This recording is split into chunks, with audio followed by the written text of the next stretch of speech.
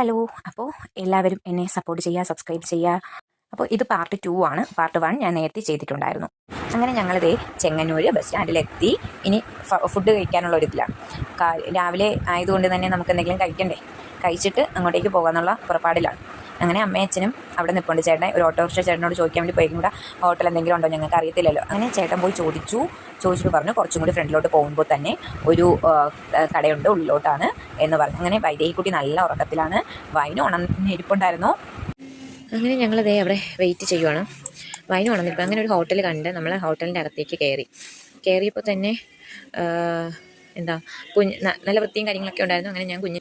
അങ്ങനെ പിന്നെ ഞാൻ വൈദേഹിക്കിനെ അവിടെ കിടത്തി. അമ്മയും വാഷ്റൂമിലായിരുന്നു. അങ്ങനെ വാഷ് ചെയ്യാൻ പോയപ്പോൾ പറഞ്ഞു ഫുഡ് ആയിട്ടില്ല എന്ന് പറഞ്ഞു. അങ്ങനെ ഞങ്ങൾ പെട്ടെന്ന് തന്നെ അവിടെ നിന്ന് ഇറങ്ങി ഒരു ഓട്ടോ വിളിച്ചു. ഓട്ടോയിൽ തന്നെ കയറിയപ്പോൾ ആ ഓട്ടോ ചേട്ടനോട് ചോദിച്ചു എവിടെയെങ്കിലും ഫുഡ് കഴിക്കാൻ വേണ്ടിയിട്ട് ഏതെങ്കിലും കടയുണ്ടോ, രാവിലെ അല്ലേ എന്ന് ചോദിച്ചു. അപ്പോൾ പറഞ്ഞ് ചെറിയൊരു തട്ടുകടയുണ്ട്, കുഞ്ഞു തട്ടുകടയാണെന്ന് പറഞ്ഞു. അങ്ങനെ അവിടെ നിന്ന് കുറച്ച് ദൂരം ചെല്ലുമ്പോൾ തന്നെ കുറച്ച് ഉള്ളിലോട്ട് ചെന്നാൽ മതി. ഉള്ളിലോട്ട് ചെല്ലുമ്പോൾ തന്നെ നല്ലൊരു ചെറിയൊരു കുഞ്ഞു തട്ടുകടയായിരുന്നു, ബാലേട്ടൻ്റെ തട്ടുകട. അത്യാവശ്യം കൊള്ളായിരുന്നു, നല്ല ഫുഡും കാര്യങ്ങളൊക്കെ. അങ്ങനെ ഞാൻ ആ വണ്ടിയിൽ ഇരിപ്പുണ്ടായിരുന്നു. കുഞ്ഞുള്ളതുകൊണ്ട് എനിക്ക് ഇറങ്ങാൻ പറ്റത്തില്ല. അമ്മയും ചേട്ടനും അച്ഛനും ഒക്കെ ആയിരുന്നു പോയത്. അങ്ങനെ ഇതേ ഇഡലിയും സാമ്പാറും ചമ്മന്തിയും വടയൊക്കെ ആയിട്ട് വാങ്ങിക്കൊണ്ടുവന്നു. കഴിച്ചിട്ട് ഞങ്ങൾ തിരികെ അങ്ങോട്ടേക്ക് പോവുകയാണ്. അങ്ങനെ രാവിലത്തെ ബ്രേക്ക്ഫാസ്റ്റൊക്കെ കഴിച്ചു. നമ്മൾ അങ്ങോട്ടേക്ക് പോയിക്കൊണ്ടിരിക്കുകയാണ്. രാവിലെ എന്തായാലും നല്ലൊരു ദിവസം ആയതുകൊണ്ട് തന്നെ മഴയും കാര്യങ്ങളൊന്നും ഇല്ലായിരുന്നു. മഴ ഉണ്ടായിരുന്നെങ്കിൽ ഇനിയും വൈകുമായിരുന്നു ഞങ്ങൾ ഇവിടെ എത്താൻ വേണ്ടിയിട്ട്. വൈദേഹിക്കുട്ടി നല്ല രീതിക്ക് ഉറങ്ങുവാണ്. അവൾ എപ്പോഴും ഉറക്കമാണ്. എപ്പോഴും ബസ്സിൽ കയറി മുതൽ ഇങ്ങനെ എത്തുന്നത് വരെയും നല്ല രീതിക്ക് ഉറക്കമാണ്. ഉണർന്നതായിട്ട് ഞാൻ ഓർക്കുന്നത് പോലും ഇല്ല സത്യം പറഞ്ഞാൽ. അങ്ങനെ നമ്മൾ നേരെ പോകുന്നത് ബിജുചേട്ടൻ്റെ വീട്ടിലോട്ടാണ് പോകുന്നത്. നമ്മൾ നേരത്തേക്ക് കാറിൽ വരുന്നുണ്ടെങ്കിലും പക്ഷെ നമുക്ക് കറക്റ്റായിട്ട് ഓട്ടോയിൽ പോകുമ്പോൾ ആ വഴി കിട്ടുന്നില്ലായിരുന്നു.